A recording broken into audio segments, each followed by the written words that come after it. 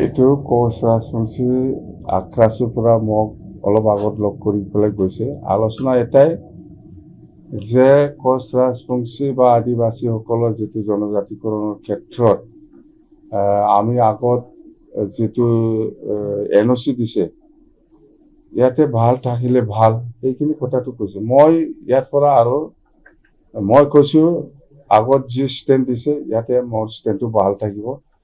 কথা সেইটোৱে, জনগোষ্ঠী দিয়াৰ ক্ষেত্ৰত আমাৰ কোনো আপত্তি নাই, কিন্তু এক্সিষ্টিং ট্ৰাইবেলে একো ক্ষতি হ'ব নালাগে। সেইটোৱে আগত যি আছে সেইটোৱেই। ইয়াত এগেঞ্চিও আগবাঢ়ি যোৱা নাই, এগেঞ্চিও পিছোৱা নাই। মই কথা সেইটোৱে। ৰণনীতি আমাৰ NDA হিচাপে হ'ব। গোটেই অসমত NDA হিচাপে 126টা চিট আছে। 126টা চিটত আমি একেলগে চিটটো বিতৰণ কৰি পেলাই কোনটো চিটত কোন সমষ্টিত BPF খেলিব সেইটো আজিৰ দিনত আলোচনা কৰা নাই। মুঠতে আমি BPF দল হিচাপে 15টা চিটত খেলে না ইয়াতকৈ বেছি চিটত খেলে সেইটো আমাৰ দলৰ মাজত আলোচনা হ'ব। মুঠতে আমাৰ প্ৰিপাৰেশ্যন ভাল। আমি কৈছোঁ যে BTC নিৰ্বাচনৰ যিটো প্ৰচাৰ, এই প্ৰচাৰৰ সময়তো আমি BTC বাকী ৰাইজৰ কাৰণে কি কৰিম নকৰিম সেইবিলাক গোটেই কথা আমি প্ৰচাৰ কৰিছে। এই হিচাপত আমি আজিলৈকেও একে ষ্টেণ্ড, আৰু আমি অতি সোনকালে ৰাইজক যেনেকৈ আমি কৈছোঁ যে 2005 চনটো ভিত্তি কৰি পেলাই সকলোকে মাটিৰ পাত্তা দিয়া যাব, সেইটো আমাৰ ষ্টেণ্ড আজিলৈকেও আছে। আৰু আমি প্ৰত্যেক চাৰ্কেল আমাৰ ৰিটায়াৰ্ড মণ্ডল বা ৰিটায়াৰ্ড খানাগৰ ইহঁতক নিযুক্তি দিয়া হৈছে। অতি সোনকালে ইহঁতে কামটো আৰম্ভ কৰিব। কথা সেইটোৱে।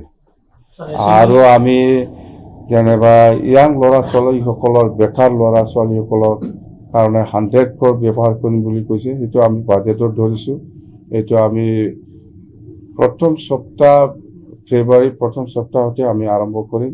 আৰু গৰীব দুখীয়াসকলৰ কাৰণে আমি 50 কোটি ধৰিম বুলি কৈছিল। এইটো আমি অলৰেডি ধৰা হৈছে।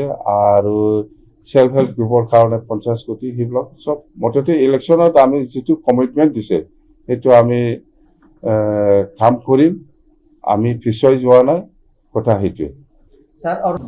এইটো কোচ ৰাজবংশী আক্ৰাছৰ পৰা মোক অলপ আগত লগ কৰি পেলাই গৈছে। আলোচনা এটাই যে কোচ ৰাজবংশী বা আদিবাসীসকলৰ যিটো জনজাতিকৰণৰ ক্ষেত্ৰত আমি আগত যিটো NOC দিছে, ইয়াতে ভাল থাকিলে ভাল, এইখিনি কথাটো কৈছোঁ। মই ইয়াৰ পৰা আৰু মই কৈছোঁ আগত যি ষ্টেণ্ড দিছে ইয়াতে মোৰ ষ্টেণ্ডটো ভাল থাকিব।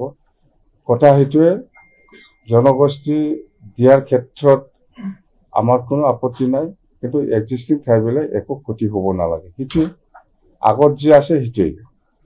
ইয়াত এগেঞ্চিও আগবাঢ়ি যোৱা নাই, এগেঞ্চিও পিছোৱা নাই। মই কথা সেইটোৱে। ৰণনীতি আমাৰ NDA হিচাপে হ'ব। গোটেই অসমত NDA হিচাপে 126টা চিট আছে। 126টা চিটত আমি একেলগে চিটটো বিতৰণ কৰি পেলাই কোনটো চিটত কোন সমষ্টিত BPF খেলিব সেইটো আজিৰ দিনত আলোচনা কৰা নাই। মুঠতে আমি BPF দল হিচাপে 15টা চিটত খেলে না ইয়াতকৈ বেছি চিটত খেলে সেইটো আমাৰ দলৰ মাজত আলোচনা হ'ব। মুঠতে আমাৰ প্ৰিপাৰেশ্যন ভাল। আমি কৈছোঁ যে BTC নিৰ্বাচনৰ যিটো প্ৰচাৰ, এই প্ৰচাৰৰ সময়তো আমি BTC বাকী ৰাইজৰ কাৰণে কি কৰিম নকৰিম সেইবিলাক গোটেই কথা আমি প্ৰচাৰ কৰিছে। এই হিচাপত আমি আজিলৈকেও একে ষ্টেণ্ড, আৰু আমি অতি সোনকালে ৰাইজক যেনেকৈ আমি কৈছোঁ যে 2005 চনটো ভিত্তি কৰি পেলাই সকলোকে মাটিৰ পাত্তা দিয়া যাব, সেইটো আমাৰ ষ্টেণ্ড আজিলৈকেও আছে। আৰু আমি প্ৰত্যেক চাৰ্কেল আমাৰ ৰিটায়াৰ্ড মণ্ডল বা ৰিটায়াৰ্ড খানাগৰ ইহঁতক নিযুক্তি দিয়া হৈছে।